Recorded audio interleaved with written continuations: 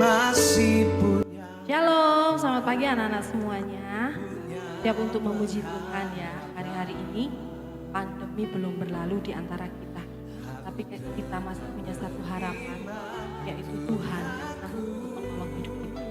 Mungkin anak-anak di rumah ada yang sedang sakit, atau orang tuanya, atau saudaranya, atau tetangganya ada yang sedang sakit. Gak usah takut ya.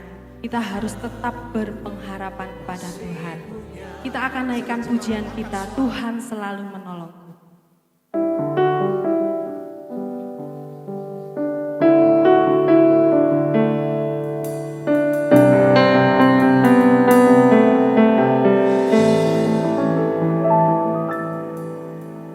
Musim akan selalu berganti,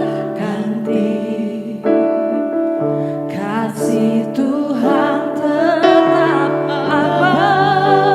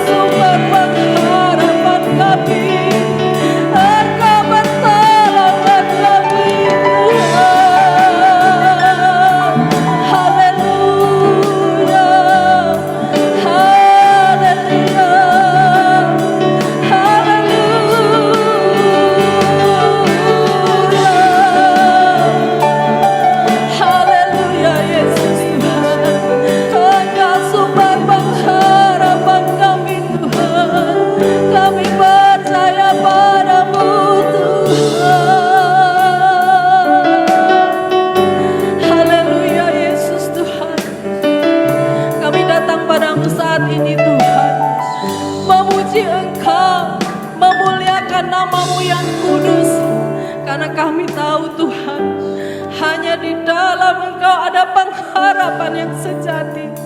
Di tengah-tengah kesulitan dunia ini Tuhan, di tengah-tengah pandemi yang membuat kami jadi takut Tuhan, kami mau memohon pertolongan hanya daripada-Mu.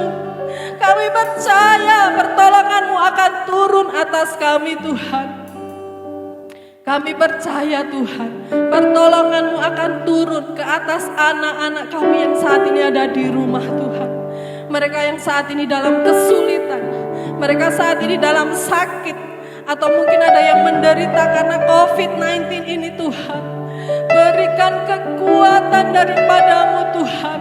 Kalau saat ini ada yang merasakan kesakitan karena penyakit ini, Tuhan berikan kekuatan. Sesungguhnya tidak ada satupun hal yang bisa kami banggakan dan harapkan di atas bumi ini selain Engkau Tuhan. Selain kami hanya berharap kepada Engkau. Hanya Engkau adalah Sang Pembuat mujizat dalam hidup kami. Sungguh Tuhan, harapan kami hanya Engkau. Kami hanya berharap pertolongan hanya daripada-Mu Tuhan. Saat ini Tuhan, teman kami, saudara kami, mungkin merasa kasihan dengan keadaan kami, tapi mereka begitu terbatas. Mereka hanya kasihan terhadap kami Tuhan. Tapi tidak ada suatu tindakan nyata yang bisa mereka lakukan karena suatu situasi dan kondisi. Tapi kami mau menaruh harapan kami hanya kepada-Mu Tuhan. Ketika mata kami tidak bisa memandang ke depan, ketika mata kami tidak bisa memandang ke kanan atau ke kiri, tapi kami mau menengadah kepada-Mu Bapa Surgawi. Pertolongan kami datangnya hanya daripada-Mu Bapa. Nyatakanlah pertolongan-Mu Tuhan. Nyatakanlah kuasa-Mu bagi kami Tuhan. Biarlah pandemi ini segera berlalu. Kami merindukan suasana yang normal Tuhan. Untuk kami datang bersama-sama dengan teman-teman kami, dengan Bapak Ibu guru. Untuk kami datang bersekolah di sekolah Immanuel kembali. Persekutuan yang sudah lama kami rindukan. Kami Tuhan mohon di hadapan-Mu. Biarlah itu menjadi nyata bagi kami semua. Terima kasih Bapak Surgawi. Inilah doa kami di hadapan-Mu saat ini Bapa. Pimpin kami Tuhan di dalam kami menaikkan pujian kami kepada-Mu. Kiranya setiap pujian kami boleh berlayak di hadapan. Di dalam nama Tuhan Yesus Kristus kami berdoa. Haleluya. Amin. Oke anak-anak di rumah, bagaimana, masih siap untuk memuji Tuhan ya? Karena Dia adalah Allah yang sanggup untuk menolong kita. Amin. Mari kita angkat pujian Allah sanggup.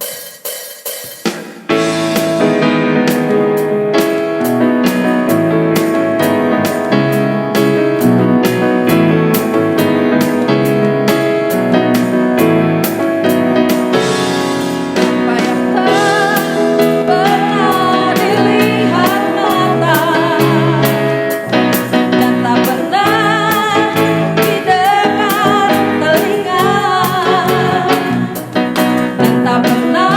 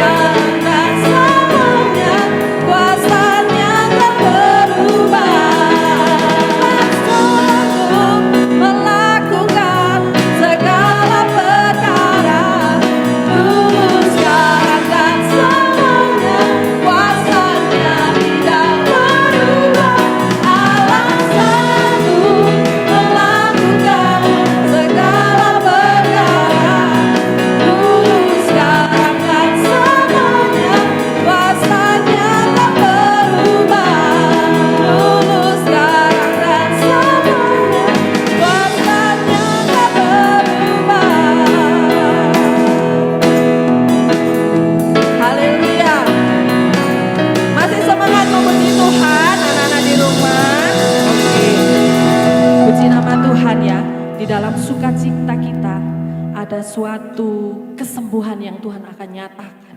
Oke, kita lanjutkan dengan pujian sungguh nyata.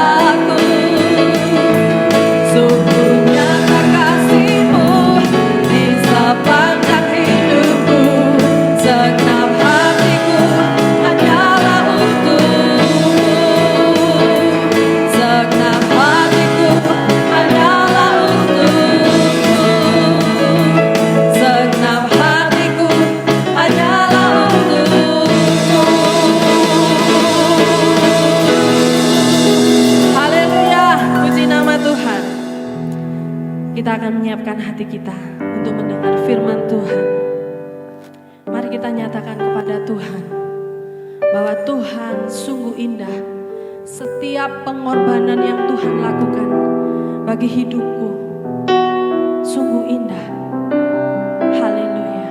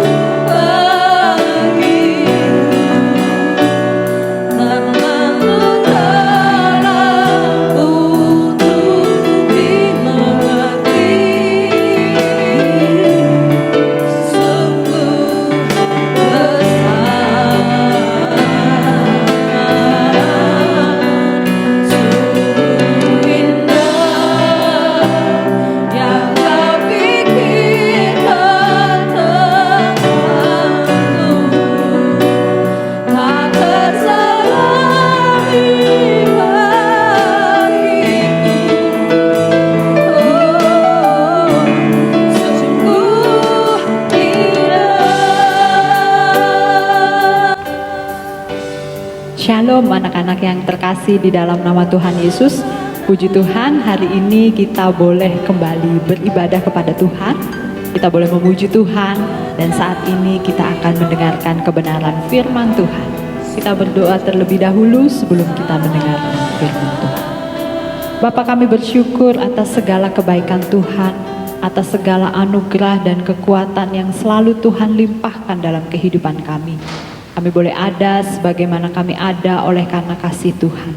Saat ini Tuhan, kami akan mendengarkan kebenaran firman Tuhan. Berikan kami hati, telinga yang baik untuk kami selalu mendengarkan kebenaran firman Tuhan dengan baik. Terima kasih ya Bapa, di dalam nama Tuhan Yesus kami siap mendengar firman Tuhan. Amin. Puji nama Tuhan. Apa kabar anak-anak? Luar biasa.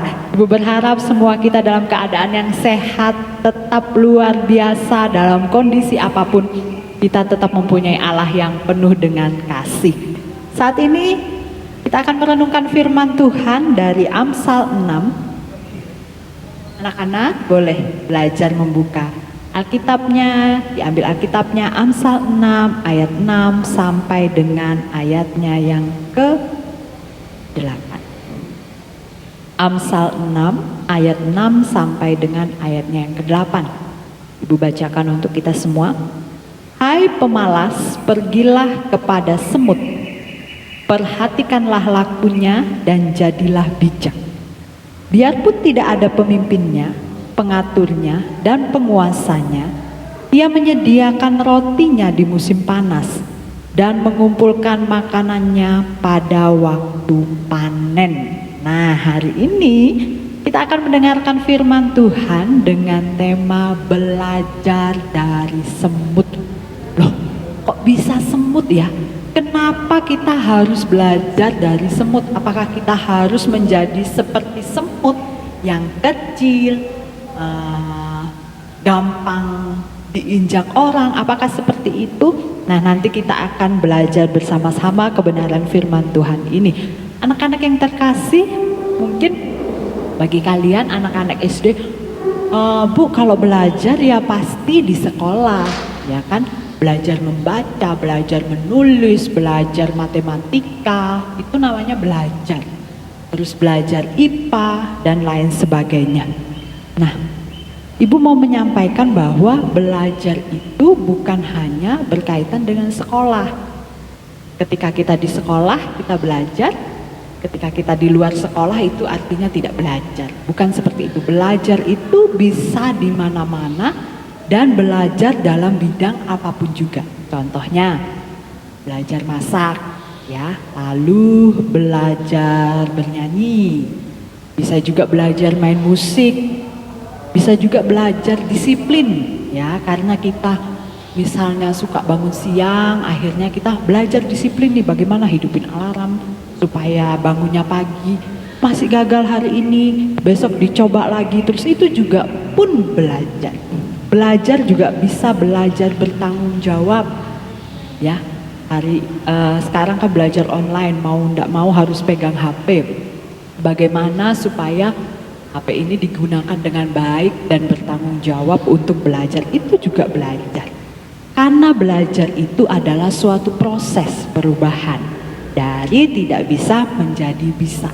Belajar masak tadinya tidak bisa menjadi bisa. Nah, sebenarnya Ibu lebih setuju pemikiran bahwa bukan tidak bisa, tapi belum bisa. Matematika sulit, saya tidak bisa, saya tidak mau, nggak suka. Sebenarnya bukan tidak bisa, tapi belum bisa. Kalau kita mau belajar, pasti kita bisa, ya. Kalau sulit, diulang lagi, dicoba lagi, kerjakan soal lebih banyak lagi, lama-kelamaan pasti kita bisa. Nah, anak-anak yang terkasih, ya, jadi belajar itu mengarah ke hal yang positif, ya, yang Ibu sampaikan hari ini. Jadi tidak harus ada guru baru kita dikatakan belajar, tidak. Ya, di rumah pun kita juga bisa belajar, sendiri pun kita bisa belajar. Itu tadi proses untuk perubahan yang lebih baik dari yang belum bisa menjadi bisa. Nah, tadi Ibu sampaikan di depan, Kenapa harus semut, Bu? Semut kan binatang yang kecil. Harusnya gajah kek, terus yang lain kek. Kenapa harus semut? Semut itu kan binatang yang gampang sekali mati. Ketika diinjak orang dia bisa cepat mati. Kenapa harus semut? Nah, hari ini kita belajar bagaimana semut seekor binatang yang kecil bisa menjadi pelajaran untuk kita semua. Apa yang bisa kita pelajari dari semut? Ya, mari kita belajar bersama-sama. Sebentar. Ya, semut itu memang binatang yang kecil, tetapi semut itu memiliki kekuatan seperti manusia dan dapat mengangkat beban 10 sampai 50 kali dari badannya. Itulah semut. Semut tidak memiliki telinga, tapi dia bisa mendengar, ya, dengan menggunakan getaran. Ya, lalu semut ini binatang yang sangat cerdas. 250.000 sel otak yang terdapat. Jika digabungkan, ya, beberapa semut itu bisa setara dengan manusia. Jadi semut ini memang binatang yang kecil, tapi banyak hal yang dimiliki yang kita perlu belajar. Itu dari segi fisiknya semut. Lalu dari segi karakter, ya, karakternya semut, apa yang perlu kita pelajari? Semut ini adalah binatang yang berani menghadapi masalah. Jika kita melihat semut berjalan, ya, tanpa rasa takut, ya, ada bahaya di depannya, dia tetap berjalan, ya, dia nggak ada rasa takut.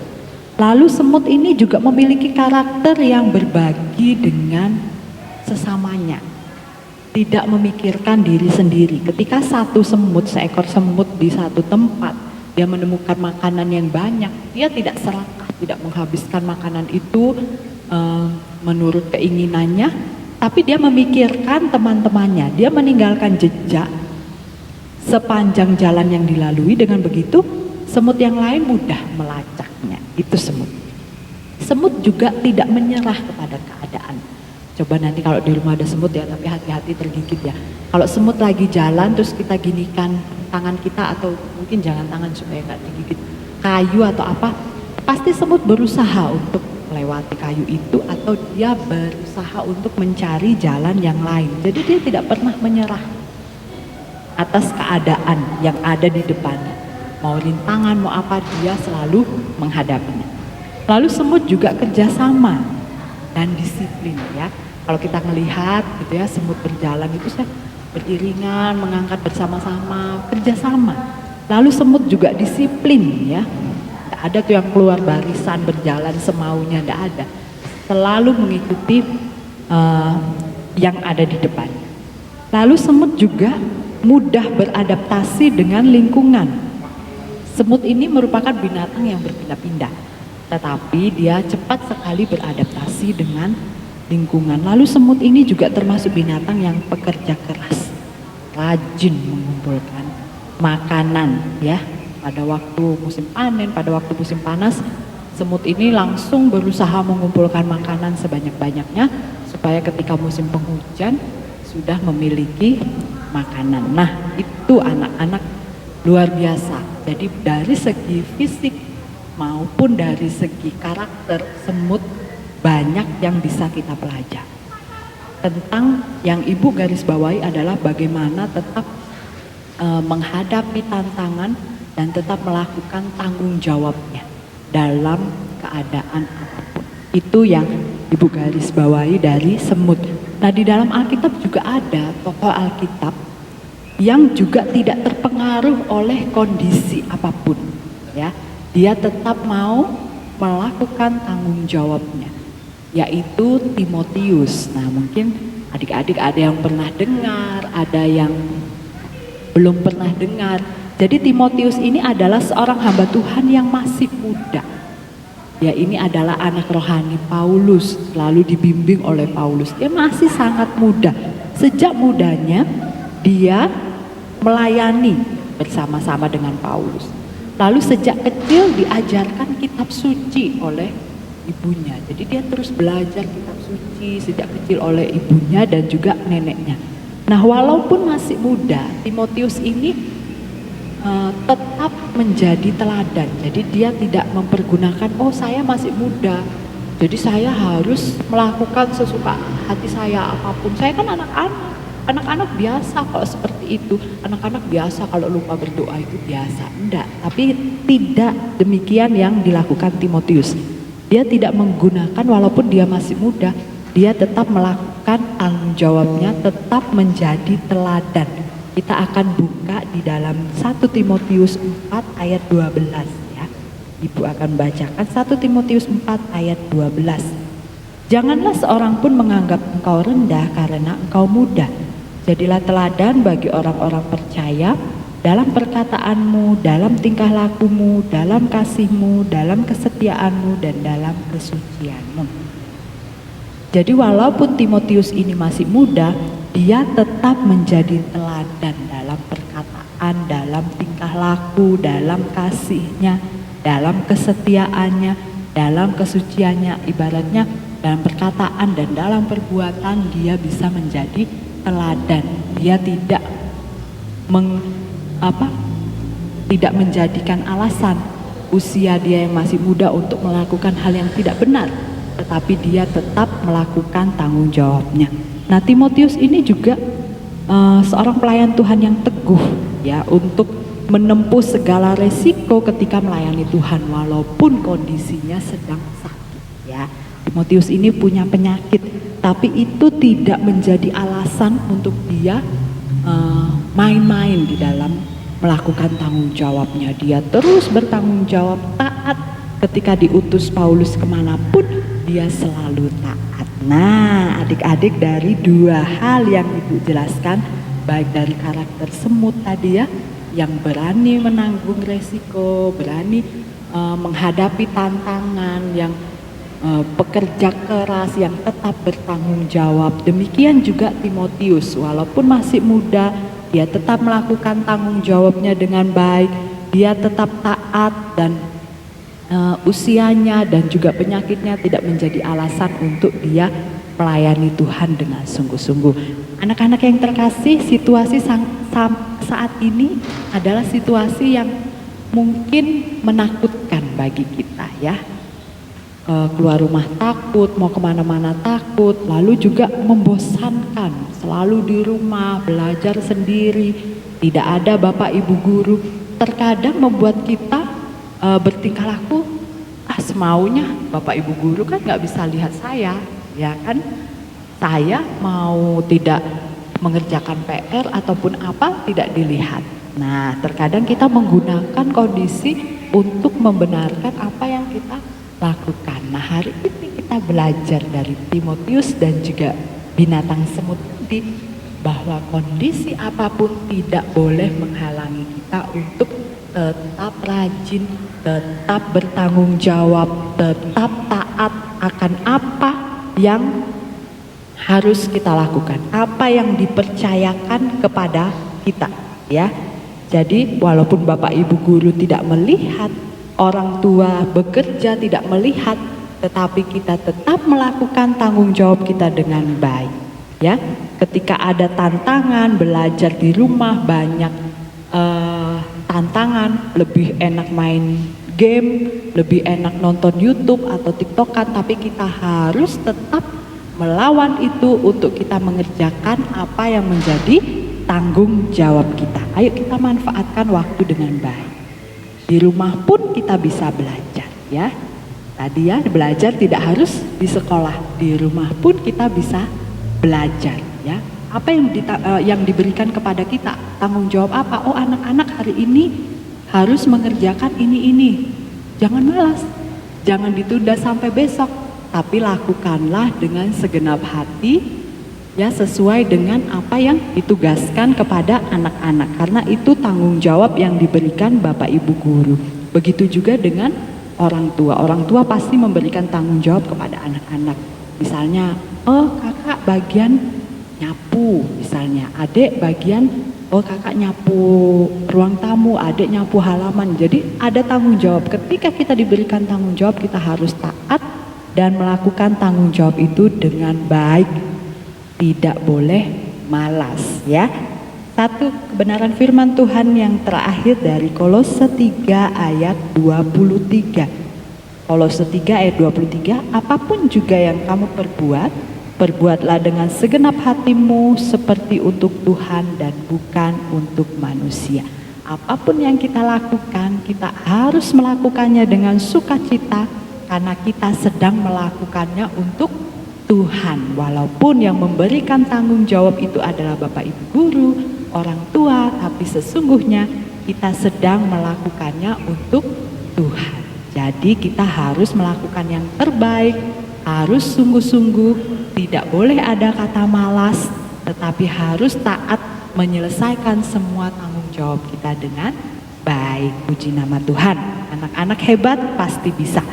Kalau tidak bisa, kita berdoa kepada Tuhan. Kita meminta kekuatan kepada Tuhan, supaya Tuhan memberikan kekuatan, supaya kita bisa melakukan tanggung jawab kita. Amin. Puji nama Tuhan. Mari kita berdoa.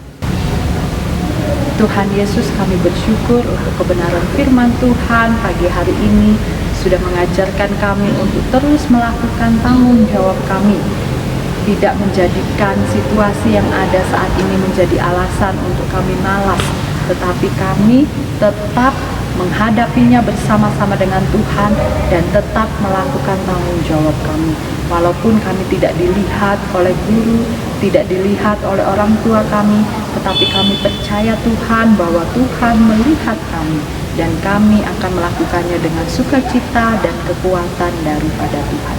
Tuhan memberkati anak-anak, memberikan kesehatan, kekuatan, hikmat yang daripada Tuhan dan juga hati yang mengasihi Tuhan sehingga dapat melakukan tanggung jawabnya dengan baik.